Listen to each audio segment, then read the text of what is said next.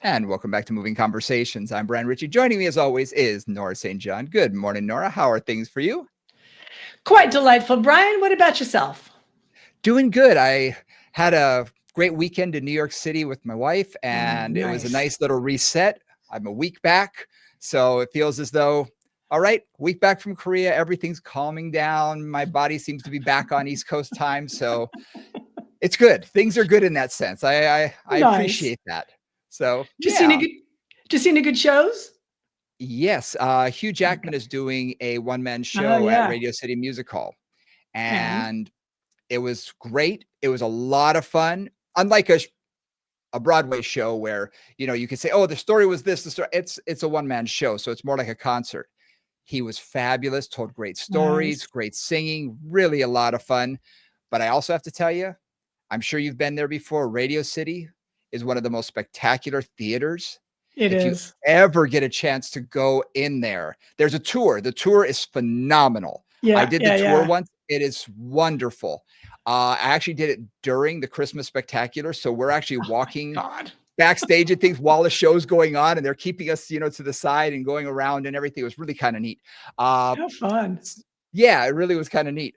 But it was just amazing to see 6,000, people in a theater, and it was phenomenal. So I always tell people Radio City is a fantastic venue. If you have a chance to see something there, totally worth it.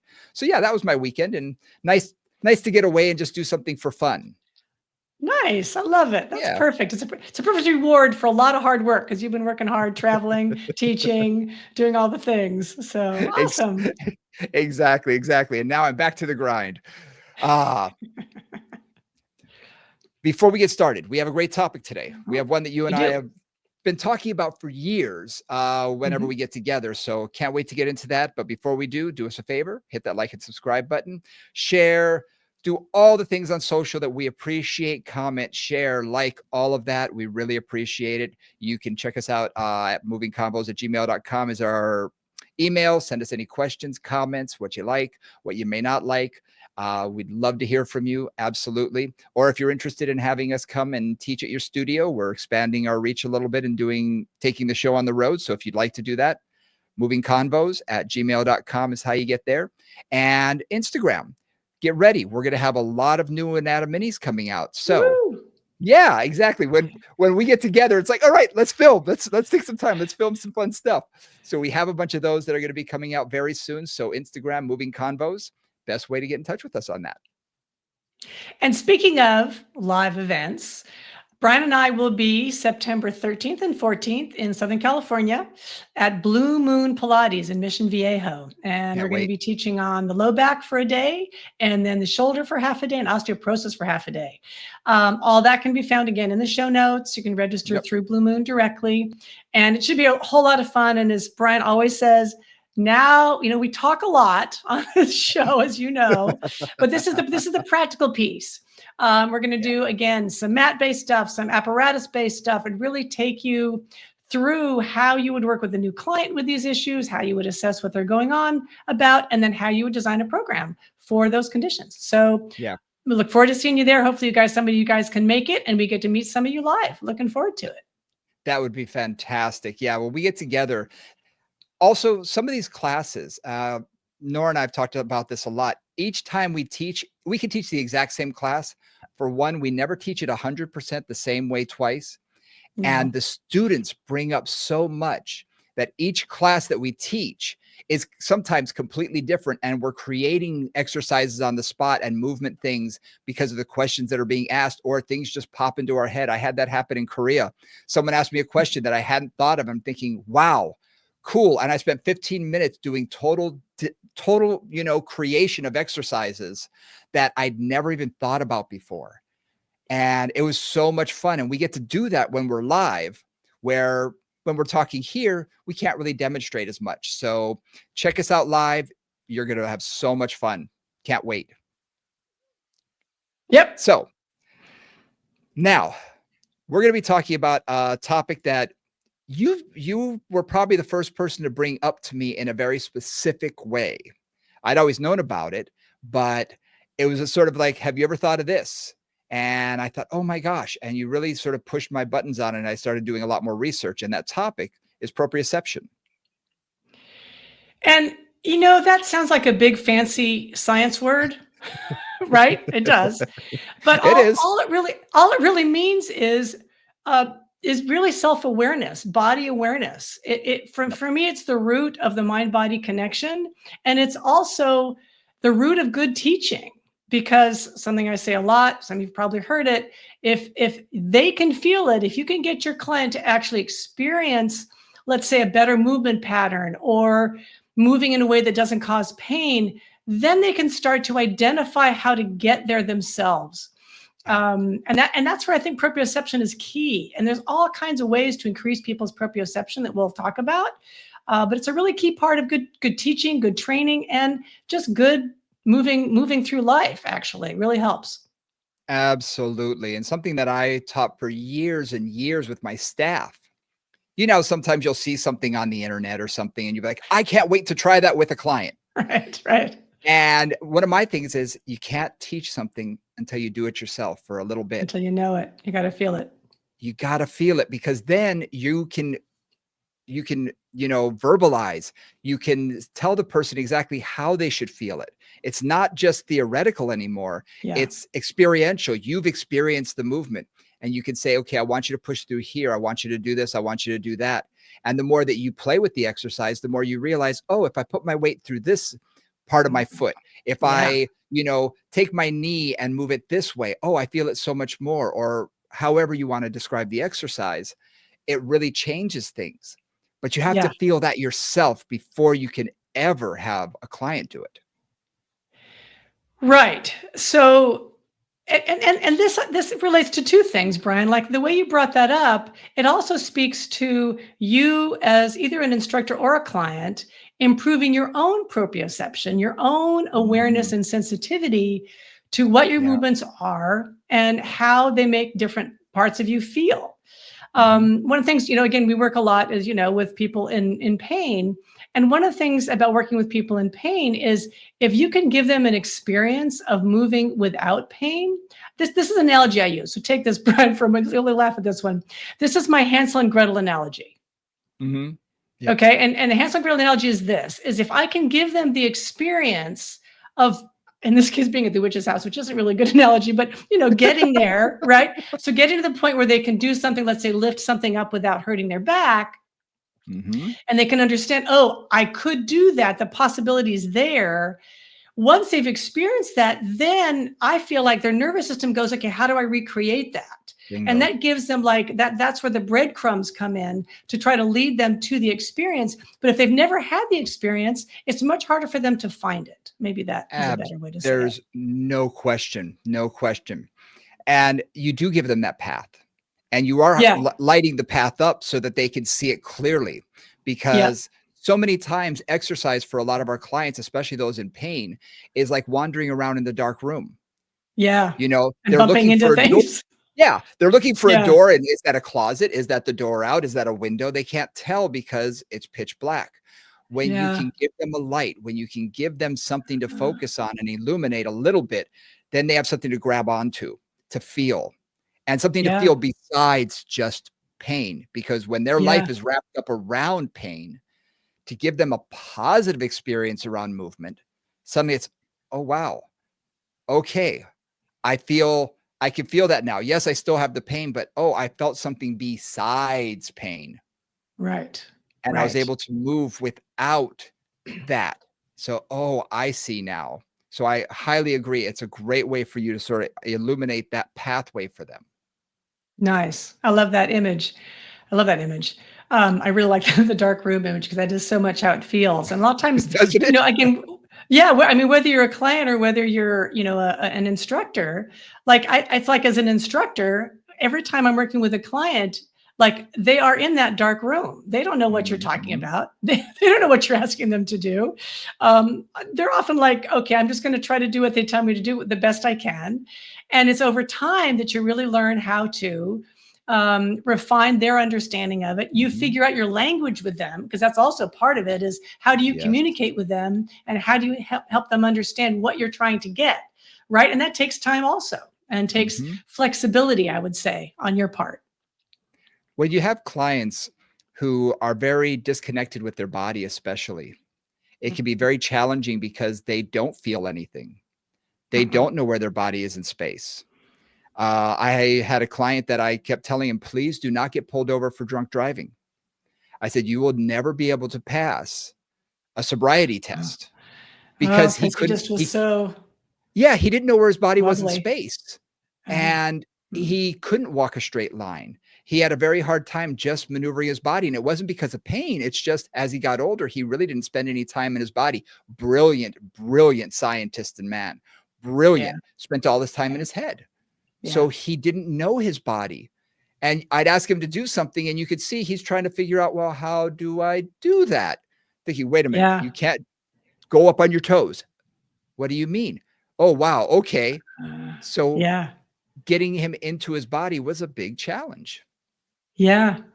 And that's where the magic is of what we do, Mhm. right? And that's step one through 150, right? Is just getting Yeah. people in their body, and then more in their body, and then more in their body, to the point where they can, in the moment, make a better choice. Like, I think about, just had an ankle sprain a little while ago, right? And I'm first walking, and I'm kind of limping, and I'm kind of not moving that ankle very much because it's sore. But I also am, because I've had them a few times and I'm relatively body aware, like, when I know exactly the moment I can move a little bit more. And I know at the exact moment I can move a little bit more. And I know, even when I'm just moving my ankle, how to get it not to hurt, like what range is not going to hurt, and just paying attention to that, keeping it moving, keeping it going, keeping the walk going, but not limiting myself to what used to work, is also part of it, like staying present with where your body is. Yeah. Yeah. That's a big part of it, is staying present, because how many times Mhm. do we have clients that you can see the moment they check out of the exercise? Yeah. And if you're Yep. doing something like footwork, it's not hard. It doesn't require their full focused attention. But you can Right. see when they start thinking about, on my way home, I got to stop by here and I got to get this. Uh-huh. Oh, if I don't do this, I got to pick the kids up. You can see them Yes, check out. exactly. And sometimes it's really our responsibility to get them back in the room Yep, and back in their exactly. body. Yep. So I've thought about this a lot, and I really realize that this is an incredibly complex topic. So we're going to throw a bunch of stuff out there, Yep. because what are the tools that we have? Like, I often think, what are the tools that we have, both as a teacher or as a client, to be more in touch? One of them is just paying attention, right? How does my body Mhm. feel? And a lot of that is thinking about, like, simply, do I have more weight on my left foot or my right foot? Mhm. Let's say I'm standing, or if I'm sitting, do I have more weight on my left sit bone or my right sit bone? Are my ribs shifted to the right? Is my head straight up? Like, there's some just checking in with where your body is physically. And if you've got some feedback, that's a key thing about proprioception, underneath your feet, for example, underneath your hips, you can improve your proprioception a little better. Like, oh yeah, I'm sitting on something, and all my weight is on my left sit bone. Okay, good to know. Maybe I can Yeah. choose to move more of it onto my right. That's when asking questions really is Yeah. important, because you Yeah. said it perfectly. Do you feel more pressure in your left or right foot when you stand? And you can see they're like, "Oh." And What? you can see I their never eyes are thought like, about that before. "Oh." Yeah. Yeah. Yeah. And sometimes I'll have people do that because you'll see how they're standing, and if they're in pain, especially with low back pain, you can Mhm. see how they're standing, and you'll just say, "Out of curiosity, what foot do you feel more weight on?" You're like, "Oh, wow, I never thought about that. Oh, a little bit more on my left. Okay. More weight in your heels or your toes? Oh, geez. Heels." And we see it through the rest of Yeah. their body, but they are Yeah. so out of touch with where they are that they don't even notice these things. So sometimes asking the right questions puts them in their body so they can really then identify for themselves, as well as for you, what they're experiencing. Right. So I don't know how many times you say, "How does that feel?" in a session, but it's a frequent thing around the Pilates studio. How does that feel? How does that feel? How does that feel? Do you Yeah. notice, right? Just those simple cues of self-awareness. Like, do you notice that your shoulders are up, or do you notice that something's happening? And so verbal cueing and just asking them to pay attention to something is one of our that's our major tool, I would say, for most of us. Like that's a tool we use all day long, every day. Do you notice this? Can you feel that? And that's So the key yeah, right there. I find that asking, well, how does that feel? For a lot of clients, that's way too vague.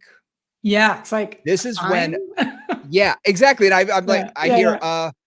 good, and Right, right, right. they don't know what the right answer is. They think they're looking No, for the right answer. yeah, Leading questions. yeah, Can you feel this? Because I wanna guide them. They're blind in the room. They're in that dark room, and I wanna guide them. I want them, it's like, "Okay, during this step up or this squat, do you feel how all of your weight is in your so and so? Oh, yeah. Okay. Now that their attention is there, so yeah, now I can change exactly. it with a Yes, cue. You yes. can redirect. And so I find leading questions actually help that, get them in the right frame of mind rather than, well, how does that feel? Because everybody's going to say, great, but they Yeah, have no idea what you're exactly. looking for. Right, right. Yeah. So specificity, right? You're talking Yeah. about there is drawing their attention to a particular feeling, right? Yep. And the other thing too is trying to encourage them, and this is whether you're a client or whether you're an instructor, to give honest feedback. I mean, I had one client that I can think of who was great this way because they were brutally honest with me at all times. You had a Yeah. couple of those, Brian, which is actually Oh, great because yeah, they just say, "What are you talking about?" Like yep. they would kind of come at me a little aggressive, like, "What are you talking about? Like you're asking me to do this thing? I don't know what you're talking about." Yep. Which was great for me because then I realized that cue was not landing. That actually made no sense to them, but they're willing to tell me that. Most clients are Yep. just like, "Yeah, it feels fine," right? They just do what they think you want them to do. And it was Yep. really great because we had to work out a language with this particular person because they were very, very concrete. There Yep. could be no fluff. There could be no imagery. It was like, where does my right leg need to be and what do I need to do with it? Right. Which is fine. But I had Yep. to figure out their Yep. language. I've had I'm thinking of a client who was an engineer, Yeah. Yeah. and This one was an engineer too. yeah, you know the type. So, Yeah. I say, "Okay, we're gonna do wall sits, a wall squat. Okay, lean up against the wall and go down into squat position. How far away should my feet be?" "Uh, I don't know, 12 inches or so." "What do you mean or so? 12 inches or 13 inches or 14 inches? Where should" So I literally had to Uh-huh. get a tape Yeah. measure out, get him in the Yeah. right position and measure everything. How far apart do my knees need to be? It's like, "Oh my gosh." And imagery, Yep. you're right. He actually told me, he said, "Knock it off. Just tell me Yeah. what you want." I was like, Yeah. Yeah. Yeah. Yeah. "Okay." And Absolutely. that makes it a little clearer, but at the same time, part of me is thinking, "Oh my gosh." It was so frustrating at the time, Yeah. but it teaches you as a teacher, "Oh, okay, not everybody works the same way." At all. And At all. I'm sure you've heard this before. "Look, you keep saying that cue. I have no idea what you're saying. I don't." They may not use the word cue, but say, "You keep saying that. I don't know what you mean." Yeah. And it took me a long time in my practice before I realized, "Oh, well, that's not landing with everybody." So you have to have 20 Right. different ways to say the same thing. Yep. And then you have to recognize when it is and isn't landing. Yep. So that just takes time and effort and also takes some client responsibility. Like, do you feel Mhm. that? No. Like, really tell me if you don't feel it. Like, if you don't feel it, let me know because I need to know that. Yeah. So Yeah. how you use your language, precision, guiding them to an experience, and then seeing what the feedback is from that experience. Mhm. And you talked about like that language of precision, right? Like this is how many inches your feet need to be from the wall. And I also have to say, like on the other side, I've got clients who have been so like the thing that has helped them absolutely the most is imagery.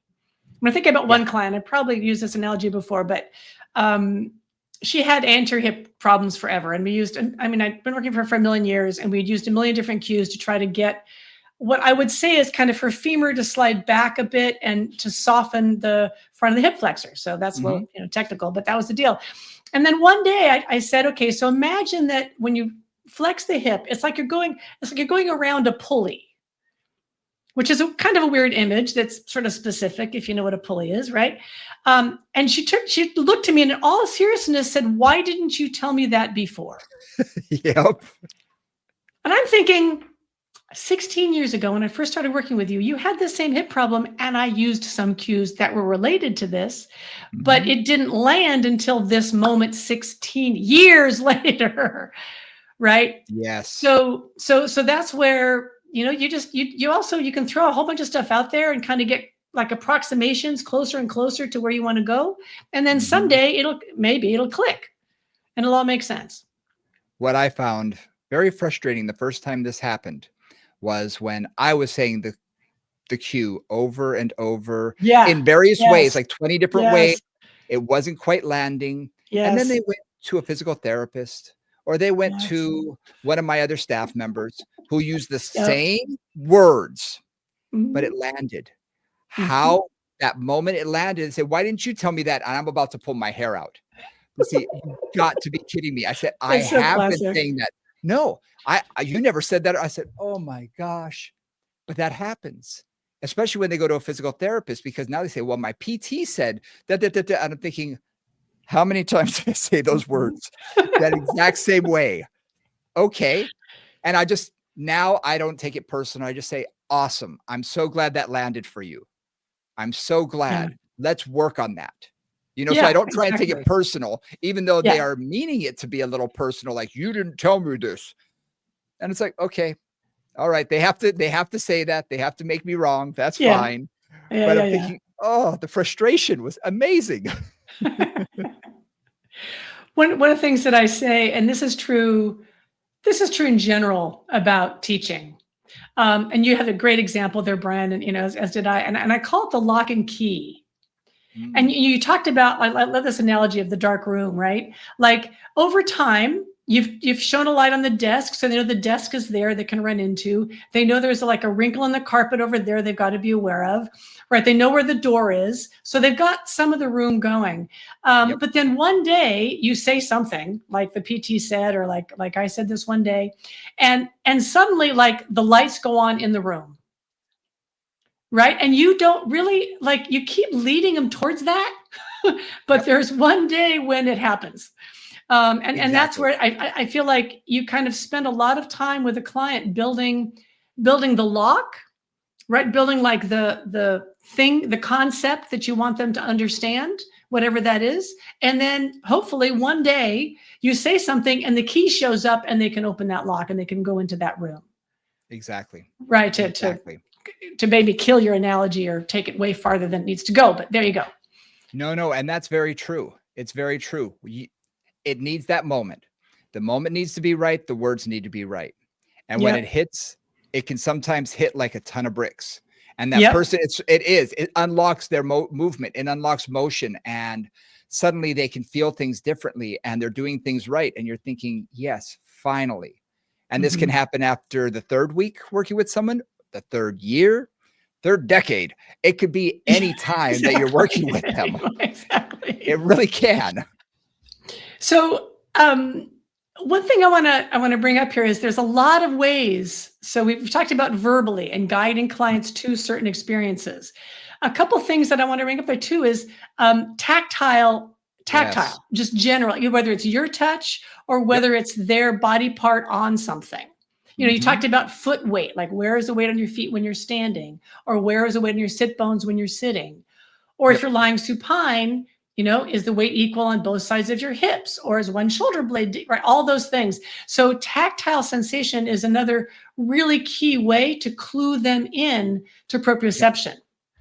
Yep. Uh, someone we both know, Sue Hitzman, she talks about body senses versus common senses. And her Huh. thing is body Hmm. sense is when you can feel where your body is in space. So you're really talking about proprioception and Right. really acknowledging where you are. Common senses are sight and touch. So your own body's, sometimes we have to use that. where I'll say, can you feel where your shoulder is? And I'll have them actually Mhm. use their hand and say, oh, okay, can you feel your humerus rolling in there as I'm doing external rotation of their shoulder or something? Oh, yeah, Right. you can get them into their body through their own sensation. So Yes. sometimes Yes. getting them there, or can you feel how your pelvis is moving a little bit so their hands are on their hips? Sometimes they need that external help of Yes. their tactile experience, or like you Yeah. said, your tactile experience, touching a body part, like for their back, for instance, when they're trying to get something to either relax or fire, you can put their attention to an area. So both work really Yeah. well. Yeah, or like the hamstrings. I mean, I don't know how, Oh, how often yeah. you've had somebody just like the hamstrings are just not firing in something, like a Mhm. squat or footwork on the reformer or something, and just saying, okay, can you activate where my hands are? Can you feel like Mhm. the pressure change on my fingertips, for example? Yep. And again, they can't really reach their hamstrings there without being really awkward. So that's where your hand is useful. But again, Yep. if they can feel it, even better. Can you feel your shoulders up? Okay. Can you feel it moves down? Right. All those cues about how they feel and using touch, either again, your touch, their touch, or a surface is really, really helpful. Yeah. And I think that is very important. Like I say, we do use visual as well, and I'll have them Yes. do that in the mirror, Yes. where Yep. they can see their own body in space rather than just, hearing from me, because there are different types of learners out there, and some people can get it auditorially. You could say something and they get the image, they take it in as they got it. Some people need to experience the movement, really need to feel it, or they need to touch their own body. I've had a Hmm. lot of people. How many times have you had someone say, I need you to fire your glutes? And what do? They grab their own butt to make Right. sure that it's contracting. I'm Which is like, great. I okay, mean, honestly, that's like it, cool. whatever it takes for them to get that activated, I'm good with. Exactly. And other people, like we said, need that visual cue. They need to be able to Yeah. see it in the mirror. Yep. Uh, and I probably mentioned this before. I had a person after a hip replacement, and we were probably, I don't know, 3, 4 months out of hip replacement, maybe 6 months out. And I had him stand on one leg. He stood on one leg totally fine. I mean, a little bit of balance issue, but not a big deal. And I had him stand on the other leg, and he stood on it, and his whole body leaned over it like a 45-degree angle, trying to get his center of gravity, over that Somewhere leg. So his else. Right. whole body was leaning. And I said, do you feel like they're even? And he said, yeah. I said, really? Ah, He ah. had no idea where his body was Yeah. in space then. And Yeah. it wasn't Yeah. until I could show him a picture of both. This was back in the day of Polaroids. This was a while ago. But I took a It's a Polaroid while. for both and showed him, and his eyes got huge. He said, I had no idea. So he had no sense of proprioception in that way. And sometimes surgery can Right. actually disrupt Yeah. Yeah, absolutely. proprioception. Especially when your joint, which is a key area of proprioception, is no longer like it's now it's now titanium. That really changes the proprioception around that area. Big time. Yeah. So, I mean, the nice thing now is we have cell phones in our pockets. We have a Mhm. little, audio, video, visual studio in our pocket. So, like, I think about so many clients now where, now I just say, let me just take some pictures of you on your phone All as the kind of a time. right? Just take a picture, front, back, side, whatever. So they can see, like, their posture may not be Mhm. ideal because they're not aware of that. In the old days, it was always, somebody'd be walking by a store window, Yeah. right? And they'd kind of glance to the side and go, do I really look like that? And you're like, oh, yeah, you do. Who's that old um, man? Oh, that's right. me. Exactly. But, like using that visual, using a mirror if you can. I was not, I never had a lot of mirrors in the studio because I found them sort of distracting and I wanted people to have more of that internal experience. But I did have just a cheap portable Target mirror Yep. that I would often just come around because honestly, on the reformer, I could hold it in front of the reformer. I could also even hold it over them, like if they were lying Mhm. supine, so they could see what was going on. And that for me was the best way for them to do that. Because one of the other challenges with the mirror, just want to say this real quickly, is if you have mirrors on one wall, many, many clients will spend their entire life looking at that wall, no matter what exercise they're doing. And that isn't always, the best deal. So I found if I didn't have mirrors, they would pay more attention internally. And then I could use the mirror selectively if I needed to. Yeah. Yeah. I had one client that could not do anything without a mirror. Yeah. And my facility, I only had room for a couple of places for a mirror because the equipment's up against the wall. So it really Right. limited Right. what I Right. could actually put up there. So what I actually found was someone left, I saw this on the side of the road or somewhere, a portable like chalkboard, one that like a teacher, but the Oh chalkboard is yeah. all That has damaged. yeah, yeah, yeah. But what I did was I took it and I took because it had wheels and casters on the Yes. side. So I took it apart and got a cheap mirror, like you said, and I just stuck it on a piece of plywood, nailed this all Yeah. together, and then I could roll this thing anywhere in my studio. That was Exactly. one of the best, Yeah. and it cost me nothing. I painted it, another color and it looked great. And people say, "Where did you get that on the other side of the road?" Side of the road. No, Whatever it absolutely. takes. Because then you can use it when you need to. And sometimes it is like the key, that visual. I've been doing a lot of work on my advancement principle stuff. And one of the things that some of the neuro people work on with Parkinson's, particularly Parkinson's, Mm, is things like having somebody follow a laser pointer when they walk. mm, So they've got a visual target, and they talk a lot yeah. about like a visual target. Or, let's say they're doing something like a squat, some relative of a squat, and saying, let's say there's like a line on the wall, or there's a window ledge or something like that, and say, okay, so let your eyes go below the ledge and above the ledge, and below the Mhm. ledge and above the ledge, because sometimes they can't feel their feet. Like this is so Parkinson's, but maybe it's after a stroke, or they've got diabetic neuropathy or something. So they don't have really good feedback. So then you're going to use other senses to try to give them a feeling of what they're supposed to do. So Mhm. that's another way to play with the visual, is either, kind of have them follow a line, or take like a laser pointer and say, follow the laser pointer, so that their attention has to go that way, or use a mirror. So all kinds of ways to play with that as well, in terms of just figuring out another way to cue them. Yes, absolutely. And it gives them something to focus on. Yeah.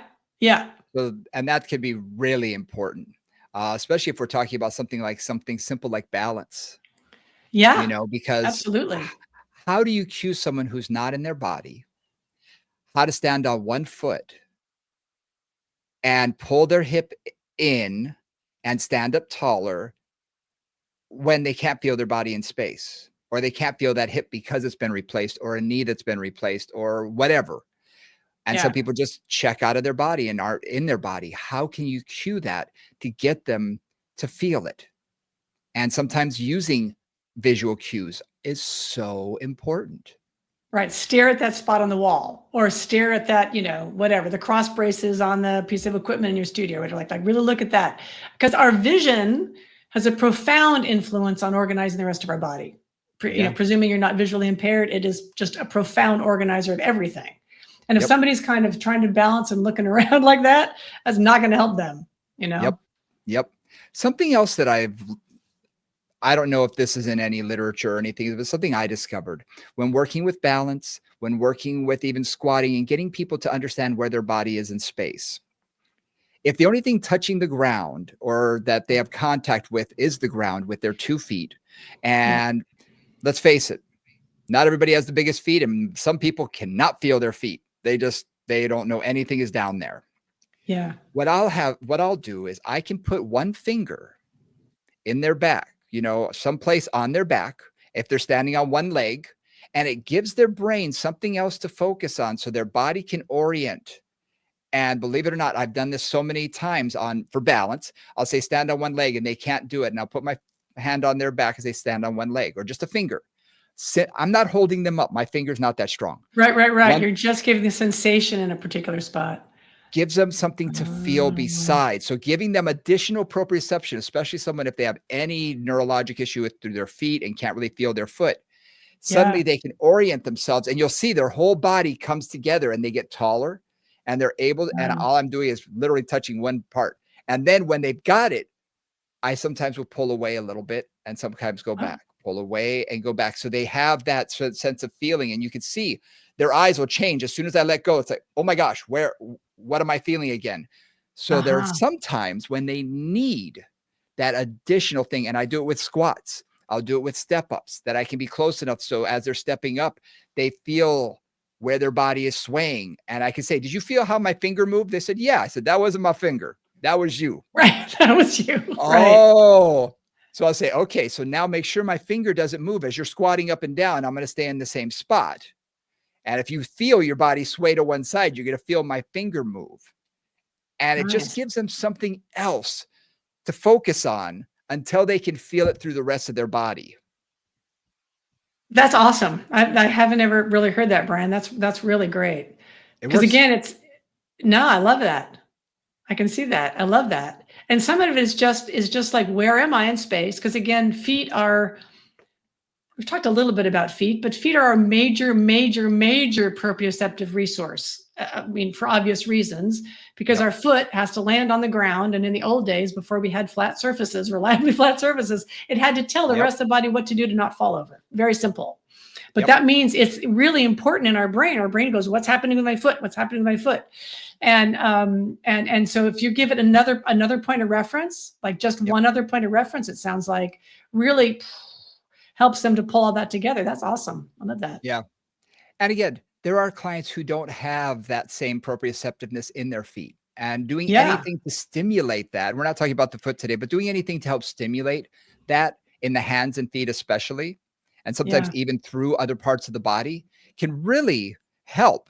And by just putting their attention to it, rolling something, their foot on something, Yeah. anything, just get them to feel again, can get additional circulation, can get some Yeah. better proprioceptive feeling that suddenly they think, wow, I can actually feel my feet. I feel grounded. I feel like my foot is better on the ground. I can feel my arch or whatever. That can really help. Talking about that, one other thing that I find I use a lot for Mhm. increasing proprioception is unpredictable surfaces. Oh, yeah. Right. And so just standing, like to use your current example, standing on one of those little wobble pads, right? I mean, Mhm. just the squishy ones, like the squishy little TheraBand, like oval shaped diamond pads or whatever it is. Right. And it's just standing on that and having the surface be a little squishy, not solid, right? That immediately and automatically wakes up some other Mhm. system, right? It wakes up the senses. The body goes, "What's happening?" And the body, as soon as the body goes, "What's happening?" That means your neurological system's waking up, and it means your proprioceptive system's going, "How do I stay upright now?" Right? Mhm. So using a wobble pad, using whatever things, you got a wobble board if you're getting more fancy with somebody, or you're working with a surfer and you've got some crazy, balance thing. So increasing the unpredictability of the sensation really refines proprioception. Using a Mhm. roller, using balls, using all of the things, all the many tools we have is a Mhm. great way to just take proprioception and go, oh, take it up a notch. Like you Yeah. have somebody lying on the ground, for example, and they're doing marching, right? And they're marching and it's fine. And they're like bored to death and they're telling you about their day, or like the show they just saw, or their girlfriend, or whatever it is. Yep. And then you put them on a roller, same exercise, and suddenly they shut up and they have to focus, Yeah. right? And they notice now, oh, I keep wanting to roll off to the right. And so their proprioception just went from, 5 to 50, just Yeah. from being on a surface that points out and helps them feel and exaggerate the sensation of what they're doing. Yeah. Yeah. No, I love that. And we use that all the time. And I Yeah. find that anything that they can feel that's pushing into them like a foam roller, Yep. anything that they can lie on like that, that is. And I find that the roundness of it works better than the flat side because we're all used to lying on a flat surface, the ground or whatnot. So by using the rounded side, it's because we rarely ever lie directly on our spine. Most people don't. Some Yeah. people who have kyphosis may have a little bit more contact with when they lie down, but for a lot of people, it's the muscles on the side that really are touching a chair or the ground or something. So by having just on the spine, lying on that foam roller and feeling that instability, it Mhm. really changes the way that they orient their body. And that Yep. can really, it can be profound for a lot of people. Yeah, and simple. And a lot Mhm. of it is like, what I said at the beginning, if you can't feel it, you can't change it. Once you feel, like literally in your own body, feel what you need to do to, let's say, stay on that roller, Mhm. right? That orients the whole body to pulling everything into the center and staying on balance, at Mhm. least in theory. And actually in practice, it tends to work pretty much that way too.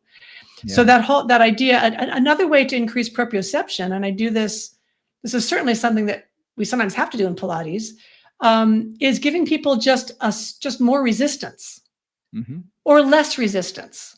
Mhm. Right? If something, especially in the Pilates environment, is a very easy resistance, it almost just you can't really tell a lot of what's happening. You're just doing the movement, everything feels fine.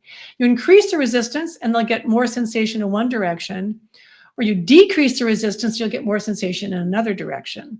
Yep. Yep. And so it's also playing with Yeah. resistance and playing with weight to try to help them to feel what's happening. I also do it through repetition.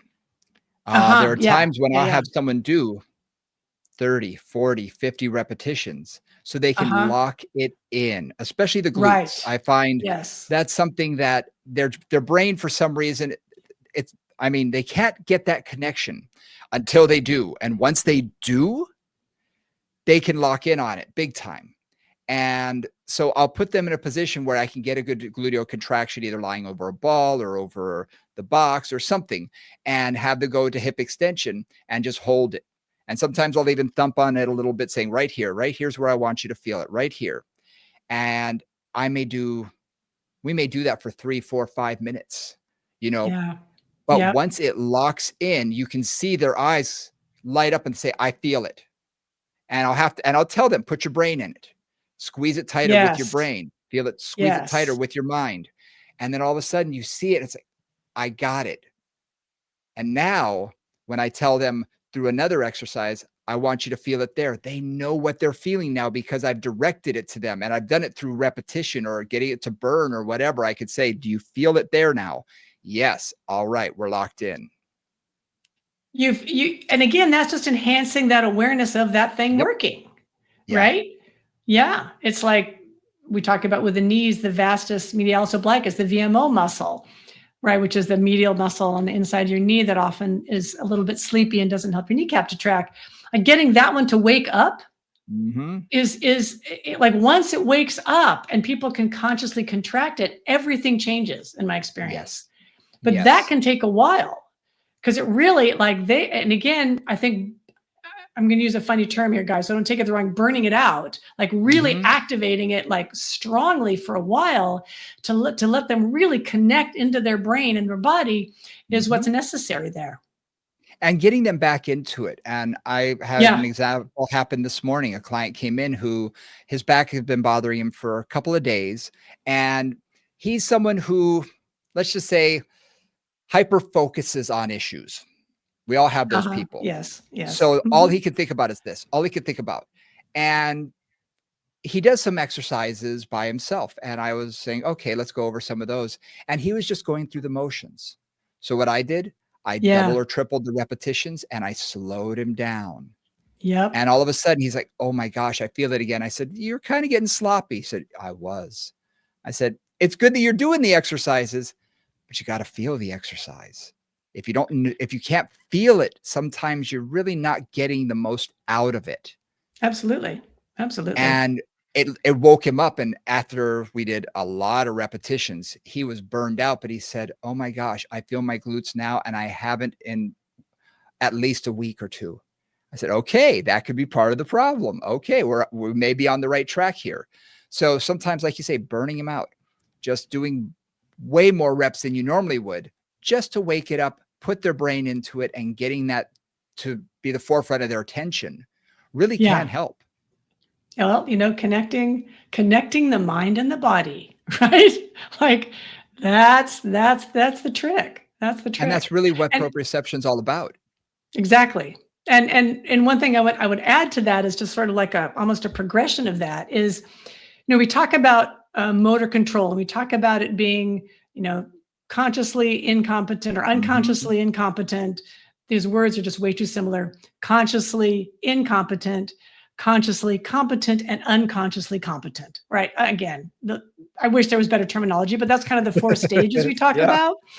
And so for a lot of clients, our job as movement professionals is often making them consciously competent. Yes. Right? Just kind of like, are you aware that you need to not have your shoulders around your ears, or you need to not shift your ribs to the right, or whatever it is we're having them do.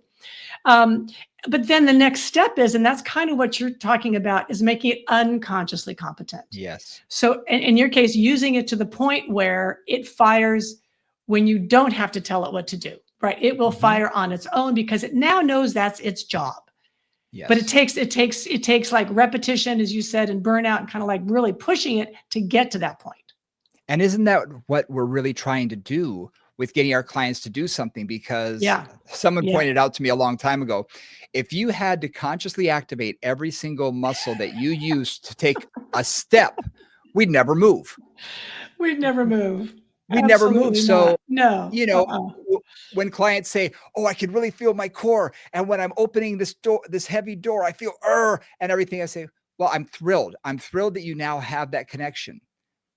But I just want it to eventually get to the point where it fires without you having to sense yourself. Think about it. I have to hold that and then pull. It just shuts on, turns on. It's just boop, the light switch.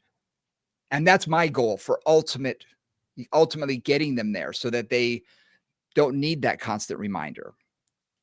I mean, this is what makes a good athlete is they're unconsciously competent. So they can think about 1 or 2 things, maybe, like, again, I know most athletes have a couple things they focus on when they're in a competition or they're going up to throw something or whatever. But they don't have to focus on everything they have to do because you can't. You don't have time. Right. So it's like a whole bunch of things are automatic, which is great. And then you focus on the couple things you need to refine. And over time, right, that's what we're aiming for is getting as much competence as we can in the body and then refining those areas that are kind of fuzzy. Yeah. In golf, it's called a swing thought. 1. Yes. You don't overload the brain because then they can't swing the club. Exactly. Hips are here. Okay. My ribs are here. I've got to rotate. And then I'm going to, you've lost it. Then you hit the ball. Right. And even if you do hit the ball, it got interrupted in the process, right? You're going to go like 20 yards and that's going to be it. Right. It's like, what is the one thing? And those images are just that. They're just like almost organizing images. Like, okay, I've got to think about how far I go back or whatever. I'm not sure with golf. I'm not a golfer, so forgive me if I'm saying something stupid, but the one thing, right? What's the one thing? I've got to make sure that I get my hips to lead or whatever it is. Yep. Yeah. You were the first person to really clue me in on that, to find the one correction or the one cue that corrects the most with any exercise, because we do have a tendency, and I find, forgive me, but I find Pilates instructors especially have a tendency to over cue and to constantly talk and to never stop and and I have to remind instructors when I'm teaching them, shh, let their brain work. Give them one cue and then back off. And I can't tell you how many times I've taken over for someone when they've come from another instructor and they'll say, are you sure I'm doing it right? You're not saying anything. Are you sure I'm doing? And I say, quiet instructors, happy instructor. I don't have to over cue you, but I'll give you that one thought. Work on this. And when you've mastered that, I'll give you another. But over cueing just overloads their brain and they're never going to be in their body if they're all in their head. Yes. And this is a critical point. I'm thinking of one teacher that I worked with briefly. And when I watched her teach, I mean, she had a dialogue. Actually, she had a monologue. It was not a dialogue. It was a monologue. Literally, and she would say all the right cues. One after the other, right? Do. And I'm watching the client, and the client is not responding to any of them. Right? Because she's kind of in her, and the instructor in this case was in her head.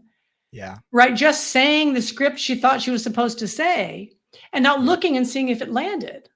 Yep.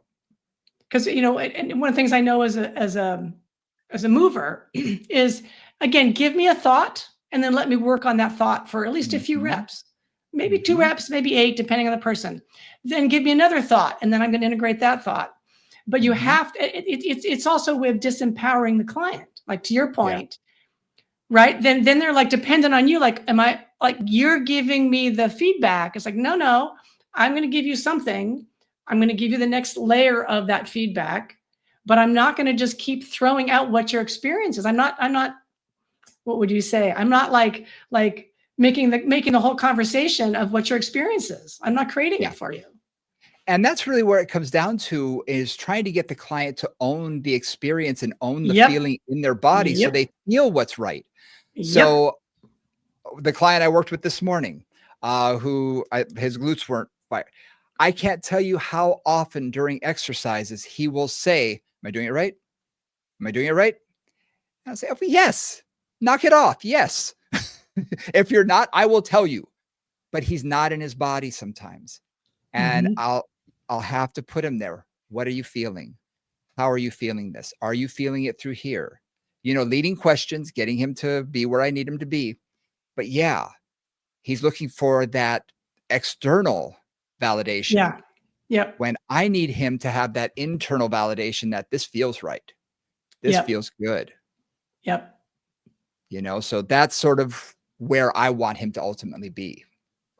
Of course, because you're with them 1 or 2 or 3 hours a week. Yeah. Right. And ideally, our goal, as we said earlier, is to get them to feel what's happening so they can Mhm. organize themselves when they're out in the world doing whatever they're doing.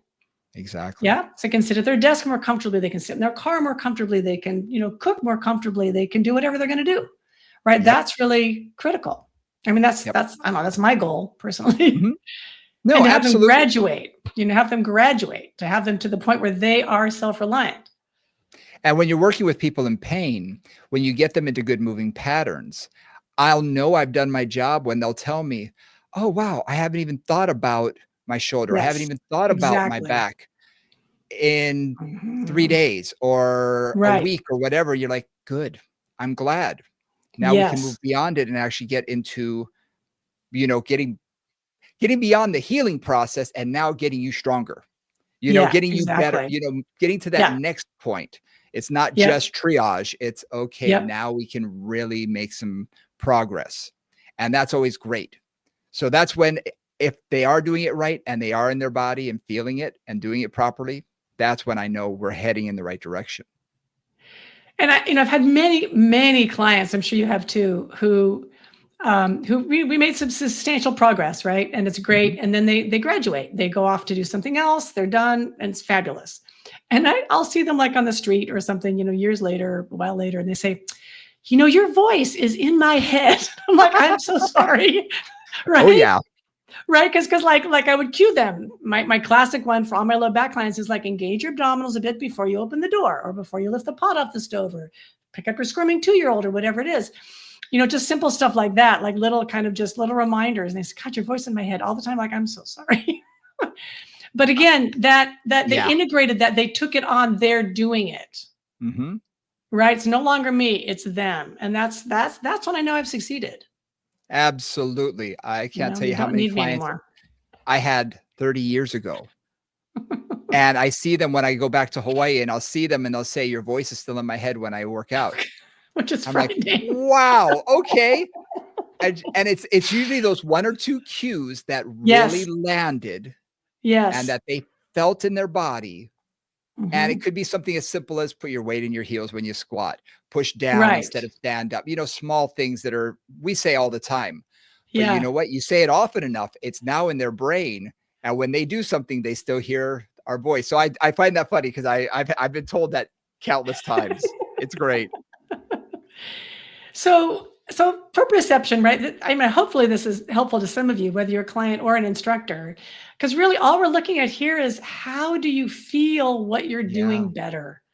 How do you understand it more? How do you take control of it so that Mhm. if something feels bad, hopefully increasing proprioception will help you to make a different choice in that moment. Mhm. Instead of tucking your tail under every time you lift something up and increasing the flexion in your spine, maybe you realize I feel more comfortable when I don't do that. So, little things. That's really the goal of Mhm. proprioception, is to just help, whether you're an instructor or a client, find that awareness that allows you to make better choices. Yeah. And if you are someone who's not an instructor, it's important for you to also understand that proprioception is great when you're going to the gym, when you're doing movement, Yes. because really feeling where your body is in space, does it feel good? Does this exercise make me feel good? Or does it just feel like there's a hitch in my giddy up? When I do lunges, it just doesn't feel right. Well, maybe something's telling you that you're not doing it properly. Ah. And maybe you should ask someone to take a look at it. Or, I've been doing this exercise for years and now it's suddenly starting to hurt when I do it. Well, guess what? You're not 20 anymore, you're 50, and doing maybe an overhead press may not be the smartest idea now. Your shoulders are different than they were when you were much younger. I'm just giving an example. But for some people, it's okay. It's a good idea. Be aware, be conscious in your body. Does the exercise make you feel good? Does it feel good when you're moving? Does it not? If it does, hey, guess what? That's probably something that's good for you. And if it doesn't feel good, and afterwards you're just like, yeah, that just doesn't feel right.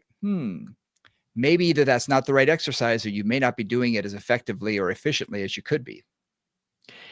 And this brings us back to I'm thinking of clients in a group class primarily, right? Who keep doing something that hurts them because they think it's a good idea. Mm-hmm. Right? I mean, I'm sure you've had that experience. I've certainly had that Oh, yeah. experience. Like a client comes up and says, well, every time I do X, I hurt my X. And I'm like, okay, well, then let's look at what you're doing and let's see if that's like, maybe that's not appropriate for you. Mm-hmm. I think of one client I was working with who every time she did back extension hurt her back. Like she just felt like it was real compressive in her lumbar. It just was really uncomfortable, which is not an uncommon experience at all. And I said, okay, well, let's work on extension, but let's make it your extension. So don't go to the point where it hurts. And that for her was like, really? I don't have to go as far as I can. It's like, no. Right. And again, that's a very simple clue. If your body really hurts, and there's also gradation there, right? I've got my clients who are the princess Absolutely. and the pea, and everything hurts. Sometimes it's not really pain; it's really just muscles working or something. So Mm-hmm. you got to clue that out. But if it really is pain, then don't do it. Find another way to do the exercise or not do the exercise that doesn't hurt. Like that's kind of basic, but something that a lot of clients just don't get. Yep. I've actually told clients before, I say, where in the contract does it say that you are supposed to be able to do every single exercise that there is? Right. And they say, huh? I say, not Nice way every to say that. exercise is appropriate. I Yeah. said, my back, because of what I've done to it in the past, doesn't like certain maneuvers, certain movements. And guess what? I just avoid those. I do them when I need to in daily life, but I'm not going to overload it. I'm not going to stress it out to the point that might cause me pain. I know my body. And while I'd love to do those exercises, I would love nothing more than to do certain exercises. Guess what? It's not for me anymore. And Mhm. I'm okay with that. And when I tell clients that, it really does enlighten them. They say, oh, I thought I should be able to do everything. I said, maybe not. Yeah, I can't. or not that way. I mean, Not that oftentimes, way. you and I are like the king and queen of modification for sure. So, okay, if you Mhm. want to get that active, we've got 1,700 ways to do it. This one hurts, this one hurts. Let's try this one. Okay, that one works. Let's do that. Yep. Like we can keep going down to where we need to get something Mhm. firing that needs to fire and make it as comfortable as as we can. Yeah. So Absolutely. I think that looking at movement, looking at cueing, looking at unstable surfaces, looking at visual cues, looking at creating a language with your client, empowering them to feel it. Like this is a rich conversation. I really enjoyed this. Me too. Me too. It covers a lot. And it's not only Mhm. about Yeah. cueing, it's about getting your client in their body and really Yep. to feel things and not just go through the motions. I think that's a big part of this as well. So, no, I Yeah. love this conversation. I think that when you suggested, I said, yes, I think this is a fantastic topic. So, hopefully, you guys learned a lot from this and have something you can either add into your own practice or in your own body. So, when you go to the gym or when you try and do something that you might be more aware, oh, how is my body feeling? During this exercise, what am I feeling? Instead of just let's do 10 reps, it's like, oh, let's make them 10 quality reps and really feel them in my body. So hopefully you're Mhm. able to take something away from this that's going to help you. Yeah, I think you can. Do Excellent. it. Excellent. Well, thank you guys for listening. We really appreciate it. Hit that like and subscribe button and comment, share, like all of those good things. Instagram, we're at Moving Combos, as well as our Gmail account, movingconvos@gmail.com is the best way to get in touch with us. We'd love to hear from you. And for Nora St. John, I'm Brian Ritchie. We'll see y'all next week. Bye, guys.